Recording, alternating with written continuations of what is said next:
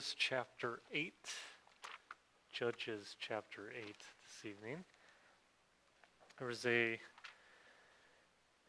verse that has been an encouragement to me over the years, and I came across it again here recently, and I've just been pondering it a lot, and so I figured we would discuss this tonight. So Judges chapter number 8. Verse number 4 is, well, let's read Judges 8:4. And Gideon came to Jordan and passed over, he and the 300 men that were with him, faint, yet pursuing. We know the story of Gideon, most of us do, I would imagine. Gideon was, the angel of the Lord tells him he's a mighty man of valor as he's hiding for his life. And take some convincing of the Lord for him to take on this army to go and fight the Midianites. And the Midianites, there's 135,000 of them, and Gideon has his 33,000, and then God tells them that's too many. And so then they reduce down, and then they reduce down again. There's 300, and Gideon takes his 300, and they go and they surround the Midianites, and of course they didn't have to touch their swords. They had their trumpets and their pitcher with fire, their torch with the pitcher over it, and in the middle of the night, they blow their trumpets, probably scare everyone, wake them up in the middle of the night, and they look, as they're looking around, see they're surrounded, they break the pitcher, and it's the fire, and the torches would represent like the captain of 1,000 people. And so the Midianites think they're surrounded by 300,000 people, and there's mayhem, and in all of this confusion and mayhem, they pull out their swords, and they go around and they start killing each other, the Midianites do. And Gideon and his 300 men are surrounding, and they're watching what God is doing.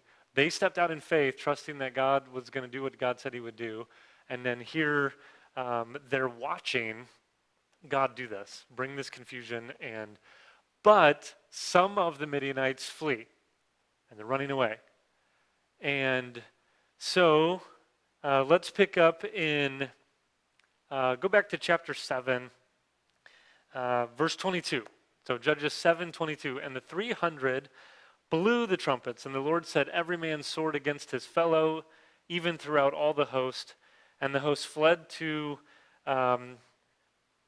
I don't even know how to pronounce some of these words. They fled, and the men of Israel gathered themselves together out of Naphtali and out of Asher and out of Manasseh and pursued after the Midianites. So they're pursuing after them.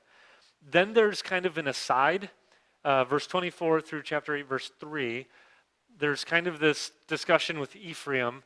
We're going to set that aside for tonight. We're not going to look at that. But so we end verse 23, and they pursued after the Midianites. And then we pick up in verse 4 of chapter 8. And Gideon came to Jordan and passed over, he and the 300 men that were with him, faint, yet pursuing them. The word faint, this word is translated 8 times in our Bible as weary. It's translated 6 times as faint, and 3 times as thirsty. So it kind of gives us the understanding that they're kind of wore out. They are tired. They would rather not keep going. Physically, emotionally, I know they didn't physically fight in this battle. However, they've been up all night. And sometimes it's not always the physical that makes us tired. Sometimes it's the mental, right? Or if we're worried about something, we're on edge. And imagine these guys they're going to fight 135,000 people with 300 of them. They would be on edge a little bit. And we're trusted in the Lord, but we also see this, and it would be scary, and they're up all night. And so the emotion and the up all night and just all of these things, they're tired. They're weary. And now the Midianites are running away, and they're chasing after them, and they cross over the Jordan. I can almost just picture in their mind, like they cross over. Do we have to keep going? And they're faint, yet pursuing. The word pursue, it means to follow or to chase after, pursuing. So I wrote down a few thoughts. When life happens and we are faint, because it happens. Sometimes it's physically, sometimes it's emotionally, sometimes it's spiritually, sometimes it's a combination of all of those things, and we can be drained. And we can be in this point, we can be faint. We can want to stop. We can want to rest. We can want to turn around and go back. We can want to quit. 4 thoughts tonight for when we're faint. 1, pursue what is right even when you don't feel like it. Pursue what is right even when you don't feel like it. In verse 4, they were faint, yet they pursued. God had given a charge to Gideon and his men to clear out the Midianites. They had been under bondage to the Midianites for several years, for a long time, and Israel had cried out to God, and God sent Gideon to go root out the Midianites. He had given him a task to do, and Gideon understood that it wasn't complete until it was complete. They were faint, they were tired, yet pursuing. They pursued what was right, even when they didn't feel like it.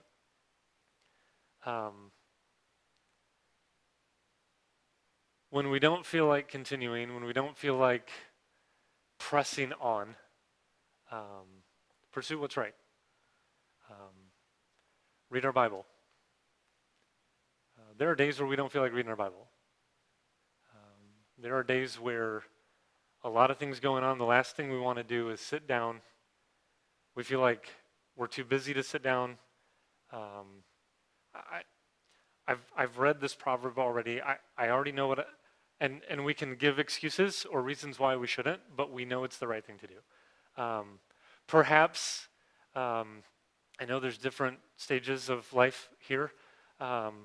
Perhaps in the busyness of the different stages of life, maybe it's not possible to sit down and read for a while, but put the headphones in and listen, or you're running your kids to the next errand, turn it on in the car, right? And listen to God's word. Allow God's word into our life. We know it's the right thing to do, even when we don't feel like it. Think on things that are true. Think on things that are true. This week has been a rough week in my life. Just a lot of stuff going on. Can't go into a lot of detail, but stuff going on here at the church, dealing with some stuff, working through some stuff at home with the family. On Sunday, introduce you guys to one of my best friends, Jeff. After the service in the park, which was wonderful, enjoyed that time, he and all the kiddos, they came over to our house and had dinner and things. And at one point, the kids, his kids and my kids, they all left. They walked down to Tom and Jerry's. Our girls wanted to show off, like, this is where we work. And they went down there and they did some batting cages and everything. So Jeff and I really had a chance to just sit down and really talk through some things. And they're going through some stuff. And it's just heavy, right?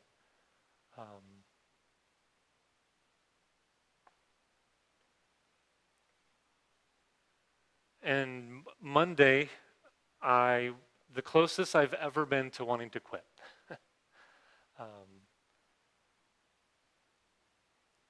But it was all exterior things, right? And I could write down several reasons why. But I kept being reminded to think on things that are true. And what is true is I can go back and I can look at step by step, and I can trace for you God very, very clearly leading me here.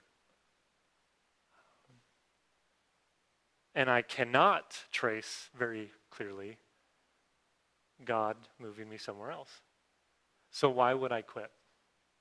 God's not in it, then I shouldn't be in it, right? So think on things that are true, like this is where God has me, right? And sometimes we have to be reminded of the truth. Think on things that are true. Think on things that are pure. Think on things that are lovely. We have to get back to pursue what is right even when we don't want to. Pursue what is right. And by the way, it was interesting, we just sang that song. I know the phrases, tomorrow I'll rise, where the storm's never dark, or something like that, but just that phrase, tomorrow I'll rise, each morning I've gotten up refreshed and thankful for the Lord's mercies each day. And I do not have that same discouragement today that I did on Monday, right? And I'm thankful for that. But I think it's because of thinking on things that are true, right? So pursue what is right even when we don't feel like it. Be in church. There are days we don't feel like going to church. There are days where we're like, it's so much of a hassle to get everyone ready and out the door on time. And it's I could use the extra rest or whatever, but we know it's the right thing to do. We know it's not just the right thing to do, but we know that when we're there, God encourages our heart with the preaching, with the singing, with the fellowship of believers. So even when we don't want to, we don't feel like it, be faithful. Go to work. I don't always feel like it. Meetings and evaluations, I don't always feel like it. Do what's right even when we don't feel like it. Be nice to others. We don't always feel like it. Turn, if you would, to Psalm 13 real quick. Psalm 13. David gives us kind of an example of doing right even when he didn't feel like it as well. Psalm 13, verse 1. How long wilt thou forget me, O Lord, forever? How long wilt thou hide thy face from me? How long shall I take counsel in my soul, having sorrow in my heart daily? How long shall mine enemy be exalted over me? Consider and hear me, O Lord my God. Lighten mine eyes, lest I sleep the sleep of death. Lest mine enemy say, I have prevailed against him, and those that trouble me rejoice when I am moved. He is discouraged. He's faint right now. But then verse 5, but I have trusted in thy mercy. My heart shall rejoice in thy salvation. I may not feel like it. I may not feel your presence. I may not experience your answers to prayer right now. I may feel like I'm praying against a brick wall. I may feel that way. But I will rejoice in your salvation. I will sing unto the Lord. Why? Because as I look back, I can see how God has dealt bountifully with me, David says. So here's a guy who didn't feel like it, but he still pursued what was right. He still praised the Lord, still thanked him for his salvation. And so even when we don't feel like it, we need to pursue what is right. Number two, and the rest of them will be a little bit shorter. Number two, I'm not sure how to say this. I just wrote down choose a side. Choose a side. And I don't mean like, well, either get in or get out, because God's desire is that we get in, right? But let's commit to choosing the right side. Here's what I mean by that. If you go down, verse number 5. So Gideon came over Jordan, verse 4. They were faint yet pursuing. In verse 5, and he said unto the men of Succoth, give, I pray you, loaves of bread unto the people that follow me, for they be faint, and I am pursuing after Zebah and Zalmunna, kings of Midian. We're tired. You guys are on our side, and so help us out. Give us some food to help refresh the men. And the princes of Succoth said, are the hands of Zebah and Zalmunna now in thine hand, that we should give bread unto thine army? In other words, hold on a second. Do you already have them in custody? No? Then we're not going to participate in this. We don't. If we help you, but then the Midianites beat you, then they're going to know that we helped you, and they're not going to be kind to us. And so we're just not going to pick sides in this. You just do your thing. Listen, for the first time in years, someone has stood up to the Midianites and has driven them out. You would think that other Israelites would be like, yeah, We don't have any swords, but we can give you some bread. We can help you in that way. But they chose to, no, we're not going to help. And it happens again. Verse 8, and he went up thence to Peniel, and spake unto them likewise. And the men of Peniel answered him as the men of Succoth had answered him. They did the same thing. Nope, we're not going to help. They're unwilling to pick a side. Joshua said, choose you this day whom you will serve. Make a decision. Stop waffling. Stop hesitating. Stop going back and forth. And sometimes in our minds, we need to be reminded, think on things that are true, and stop being double-minded. Right? James says that. A double-minded man is unstable in all his ways. And sometimes we think, man, I don't know if I should do this. I don't know. And we end up being unstable in every area of our life. Think back to, I say think back like I lived through this time. I did not.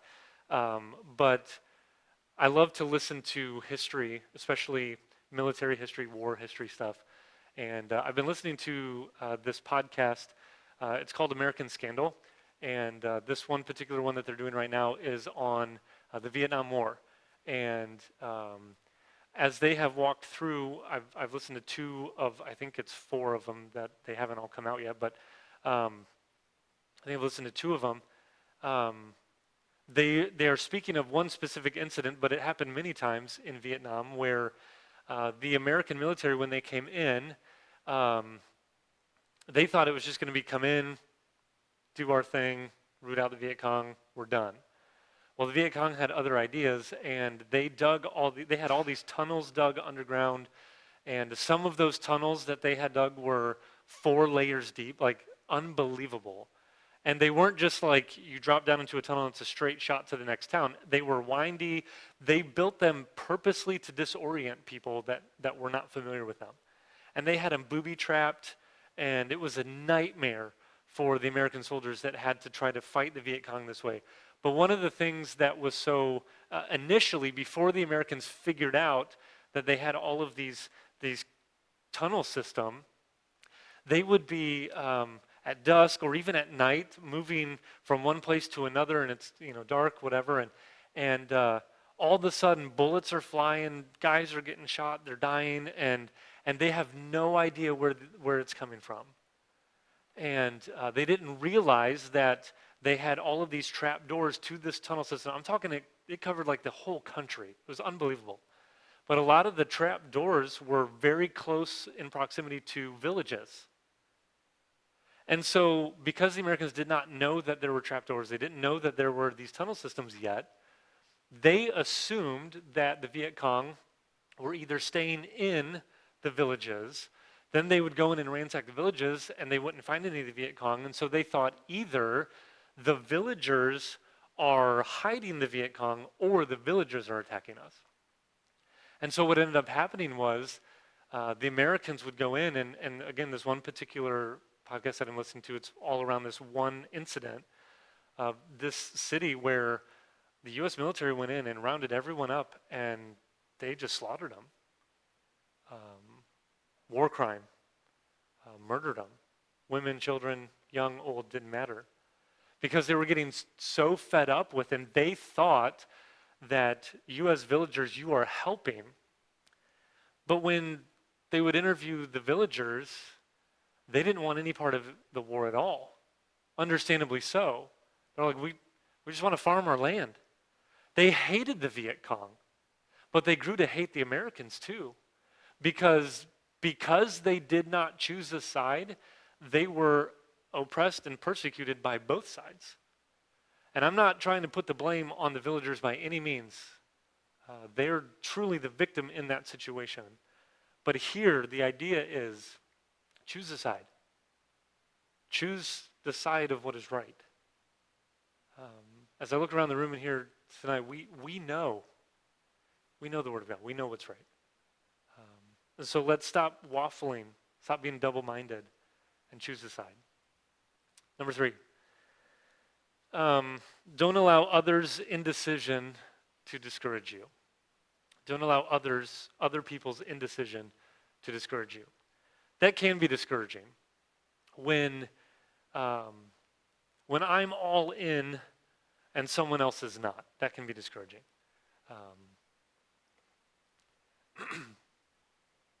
We have our annual promotion Sunday, and we play our kickball game.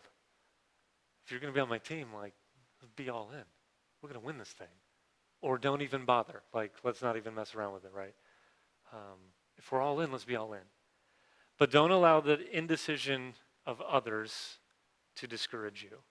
Notice what happens, verse 7. Because these two cities, the men of the cities, the leadership of the cities would not participate. They did not choose a side.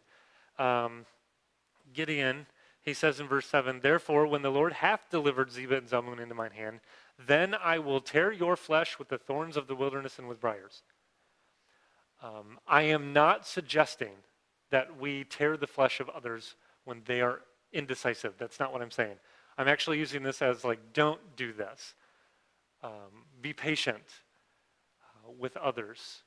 Verse 9, and he spake also unto the men of Peniel, saying, when I come again in peace, I will break down this tower.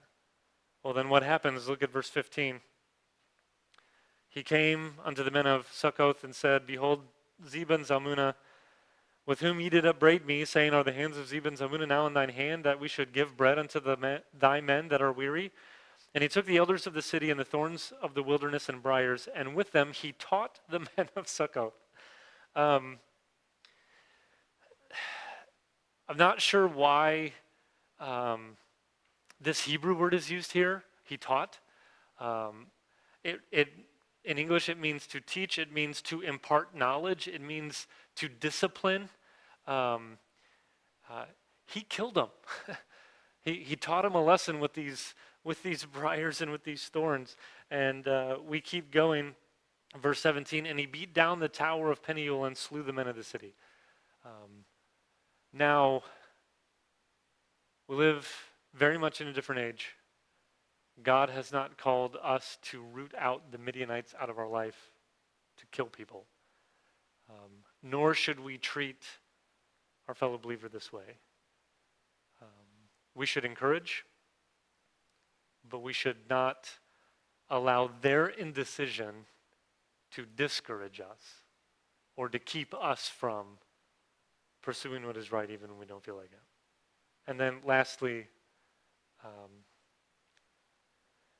finish what God has called you to do. Finish. Finish the job. Verse 21, then Zebah and Zalmunna said, rise thou and fall upon us. For as the man is, so is his strength. And Gideon arose, and he slew Zebah and Zalmunna, and he took away the ornaments that were on their camels' necks. He finished the job. Gideon understood what God had called him to, and he understood that if he allowed these two in leadership in the nation of the Midianites, if he allowed them to live, yeah, we drove them out, that's great, but if he allowed them to continue, that they would come back. And so he knew he had to finish the job. And even though he was faint, even though he was tired, even though the men would much rather have gone back home, showered, and taken a nap, we're going to finish the job. Finish what God has called you to do. And the application here can be different for each and every one of us. It could be involved in parenting. It can be involved in ministry. It can be involved in work. It can be involved in a lot of different things. Our marriage. But finish what God has called you to do. Let me give you a quick example of this. In 1 Samuel 15, Saul is challenged. He's commanded. Do you remember what he was commanded to do? King Saul. He was supposed to destroy the Amalekites, right? But he doesn't do it. He destroys most of them, but who did he allow to live? Remember? The king, right? King Agag. He allowed him to live, and he brought him back. And we don't know the timing of that. I'm not able to figure out if when he brought Agag back after that battle, it was just a short time, before Samuel came in or if it was months, but he allowed him to live even though that was against the command of God. Fast forward and we get to the book of Esther. Who is the guy in the book of Esther that is trying to obliterate the Israelites? Remember his name? Haman. Right, Haman. Did you know that Haman, in his lineage, he is considered not a son, but he is of the sons of Agag. In other words, if Saul would have finished the job, Esther, Mordecai, the Israelites would not have had their life threatened from Haman because he was a direct descendant of Agag. It's also interesting to know not only was Haman a direct descendant of Agag, and again, going back to 1 Samuel 15, again, we're not sure of the timing. You say, how could he be, how could a descendant, a son of Agag, still live? So when King Saul went and he killed everyone, but he kept alive the king, it's very possible that he kept alive the king and his family. So Haman is a direct descendant of Agag. Esther and Mordecai were the same tribe of Israel as Saul. There's the family connection generationally. If Saul would have just completed the job, his own family descendants would not have been in harm's way. So here we see with Gideon, finish the job.